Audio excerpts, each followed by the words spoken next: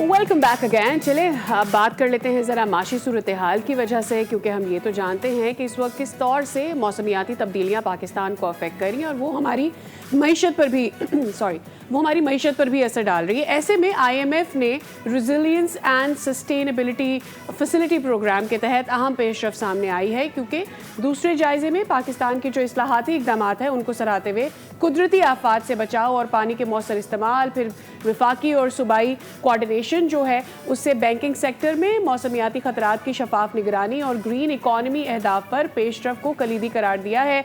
और ऐसे में इन प्रोग्राम्स का अहम रोल है कि जब चाहता है IMF कि हम इस तरफ अपना ध्यान दें, माहौलियाती तब्दीली में किस तरह से पाकिस्तान सस्टेनेबिलिटी लेकर आता है, इन चैलेंजेस से पाकिस्तान निपटने के लिए किस तरह से फंड्स को यूटिलाइज कर रहा है। $220 मिलियन का ये फंड क्लाइमेट फंड के नाम से में दिया गया है। लेकिन आज हम माहिर माहौलियात डॉक्टर ज़ैनब नईम से ये जानने की कोशिश करेंगे कि ये जो फ़ंड हमें मिलता है, ये फ़ंड हम क्या ही इस्तेमाल करते हैं, और अगर हम ये फ़ंड इस्तेमाल सही कर रहे होते तो ये जो माहौल से लड़ने के लिए, माहौल की ख़राबी से लड़ने के लिए जो हमें जंग लड़नी है, क्या वो इतनी मुश्किल होती है हमारे लिए? डॉक्टर ज़ैनब नईम, माहिर माहौलियात। अस्सलाम वालेकुम doctor Zainab, thank you so much for your time. तो डॉक्टर ज़ैनब, $220 मिलियन का ये फ़ंड, आई रिमेंबर शहबाज शरीफ की पिछले साल की तकरीर जिसमें उन्होंने तमाम तर तरक्की याफ्ता ममालिक से ये शिकवा किया था कि भाई जो आप ख़राबी कर रहे हैं माहौल में पैदा, उस वजह से पाकिस्तान अफेक्ट हो रहा है और आपको क्लाइमेट फ़ंड में मज़ीद जो है पाकिस्तान की मदद करनी चाहिए। मेरा पहला सवाल, $200 मिलियन का फ़ंड, इज़ इट इनफ, या पाकिस्तान में जो माहौल है इस वक्त ख़राब, उसके हवाले से मज़ीद हमें मिलना चाहिए था?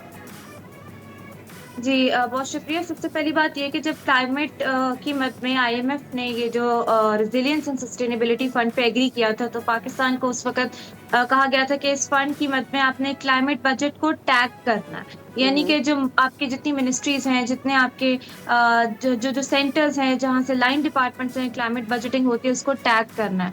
और ये फंड भी इतनी आसानी से नहीं मिलता। इसको लेने के लिए भी आप ऑलरेडी जो आपका IMF का प्रोग्राम चल रहा होता है उसका रिव्यू होता है और उस पर आपका अच्छी परफॉर्मेंस हो तो उसके बाद आपको मिलता है। और जाहिर है पाकिस्तान ने 2022 के सैलाब भुगते, फिर 2025 में दोबारा सैलाब भुगते, फिर एक्सट्रीम किस्म की हीट वेव्स जिससे हमारी एग्रीकल्चर को तबाह करके रख दिया। तो हम IMF से जो भी पहले भी जो कर्जा ले रहे थे वो भी सारे का सारा डिजास्टर में ही स्पेंड होता रहा है, डेवलपमेंट में तो हम कर ही नहीं पा रहे थे।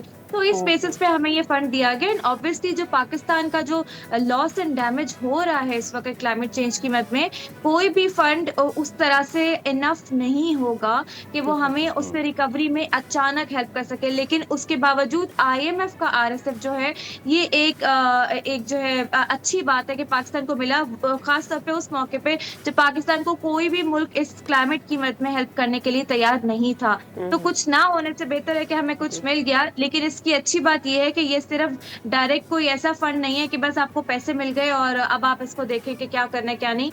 इसमें बहुत सारी रिफॉर्म्स हैं जो पाकिस्तान की क्लाइमेट गवर्नेंस को इम्प्रूव करने में हेल्प कर रही हैं और मजीद कर सकती हैं। So that's why it's important. अच्छा, ज़रा रिफॉर्म्स के बारे में बात कर लेते हैं। जब हम वाइडर होराइजन में देखते हैं हमें वो रिफॉर्म्स दिखते नहीं हैं।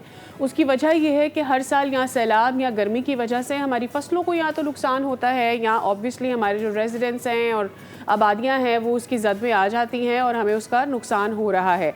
तो can we really know from you कि क्या रिफॉर्म्स अभी तक गवर्नमेंट ने किए हैं, नोइंग कि ये तमाम तर जो कर्जे या फिर फंड्स हमें मिल रहे होते हैं उसकी मद में?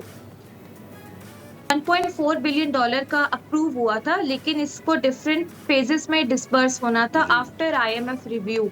तो पहले मई 2025 में रिव्यू हुआ, फिर उस वक्त उसके बाद हमें कोई खास डिस्बर्समेंट नहीं मिली।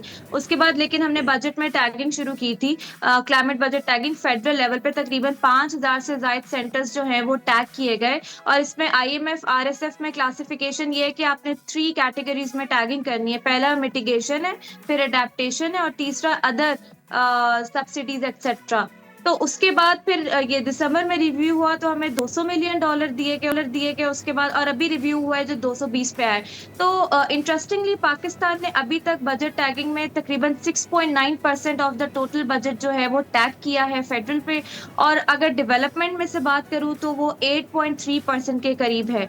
5000 जो मिनिस्ट्रीज की टैग, इस बजट टैगिंग से ये होता है कि आप ट्रैक कर सकते हैं कि जो जो प्रोजेक्ट्स में आपका बजट जा रहा है वो कहाँ कहाँ लग रहा है। इसके अलावा सबसे बड़ी रिफॉर्म जो हम लेकर आए थे, मतलब इम्पोज की थी अवाम के लिए, तो वो रिफॉर्म नहीं थी, वो थी कार्बन लेवी। कार्बन लेवी जो है वो अब तक पाकिस्तान, वो ₹2.5 से पिछले साल बजट में हुई, और अब तक जो है पाकिस्तान 25 बिलियन की कार्बन लेवी जो है वो कलेक्ट कर चुका है, और एक्सपेक्ट किया जा रहा है कि आइंदा आने वाले बजट में ये ₹5 पर चली जाएगी, जिससे मजीद होगा। लेकिन ऑल्दो ये हमने रिफॉर्म्स किए, लेकिन अनफॉर्चुनेटली क्योंकि ये सूबाई सब्जेक्ट है, तो सूबों के लेवल पे खास तौर पे तबाहियां सूबों में आती हैं, वो क्लाइमेट और एनवायरनमेंट रिलेटेड।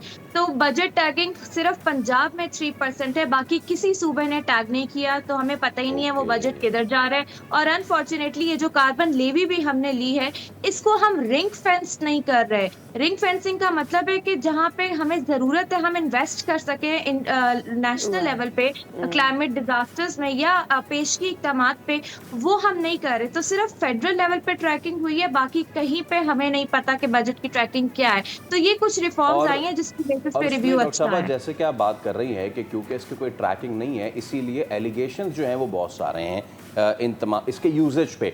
उसमें से कुछ कॉमन एलिगेशंस हैं कि एक तो कंसल्टेंसी हैवी प्रोजेक्ट्स होते हैं बहुत ज़्यादा, फिर ये कि ग्राउंड इम्पैक्ट इनका बड़ा कम नज़र आता है, फिर अर्बन एलीट कैप्चर है, फिर ब्यूरोक्रेसी में फंड्स एब्जॉर्ब हो जाना, और उसके साथ साथ ये विजिबल होते हैं, ये प्रोजेक्ट्स अफेक्टिव नहीं होते। विजिबिलिटी का मकसद ये है कि जनाब कोई सिंबॉलिक ट्री प्लांटेशन हो गई, कोई कॉस्मेटिक ब्यूटिफिकेशन हो गई, कॉन्फ्रेंसेज हो गई, अवेयरनेस प्रोग्राम हो गए और फना ढिमका हो गई, लेकिन असल जो है जिसमें ड्रेनेज रिपेयर है, जिसमें हीट वेव शेल्टर्स हैं, जिसमें वाटर रिसाइकलिंग है, वहां तक तो हम आ ही नहीं रहे।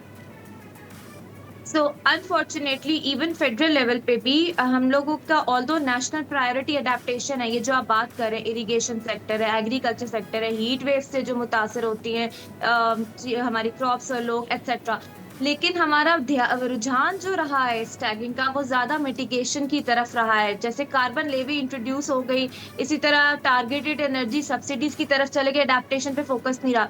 जबकि सूबों में जो है जब बजट बनता है तो उस पर बताया जाता है इतने % एलोकेशन हमने ज़राअत को की, पानी में की, इतना ये किया वो किया, लेकिन वो नज़र नहीं आता आपके वाली बात की आउटकम बेस्ड फाइनेंसिंग नहीं है। ऑल्दो IMF RSF में ये चीज़ें हैं कि आपको ग्रीन बुक पब्लिश करनी है जिसमें पब्लिक डिस्क्लोजर हो, इसके अलावा आपने जो है वो ऑडिट्स है, इसमें स्टेटमेंट्स हैं एनुअल आपकी, वो सारी होनी। लेकिन जब तक सूबों से ये वाली अकाउंटेबिलिटी नहीं आती, आप आउटकम नहीं मेजर कर सकेंगे। डिस्ट्रिक्ट लेवल का जो एनुअल डेवलपमेंट प्लान है उसमें यह है कि 1% एलोकेशन आपकी होनी चाहिए क्लाइमेट की तरफ के प्रोजेक्ट्स की तरफ। तो आप मुझे बताएं किस डिस्ट्रिक्ट के ADP को आप अभी बता सकते हैं कि हाँ ये इन्होंने लगाया है, नजर आ रहा है आउटकम। तो वो जो लास्ट माइल वाली बात है ना कि उस बंदे तक बजट पहुंचे जो सबसे ज्यादा वल्नरेबल है, फ्रंट लाइन कम्युनिटी, वो उस किसान तक पहुंचे, वो हमें नजर नहीं आ रहा है।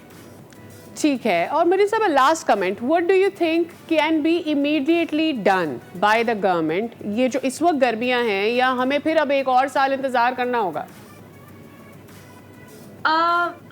सॉरी मुझे आपका क्वेश्चन समझ में नहीं आया। कि मैं ये कहना चाह रही हूँ कि भाई अब एक दफा फिर से गर्मियां आ रही हैं, एक दफा फिर से बारिशें होंगी, एक दफा फिर से हम वल्नरेबल होंगे, फौरी तौर पर क्या कर सकते हैं, या अगले साल का इंतजार करें?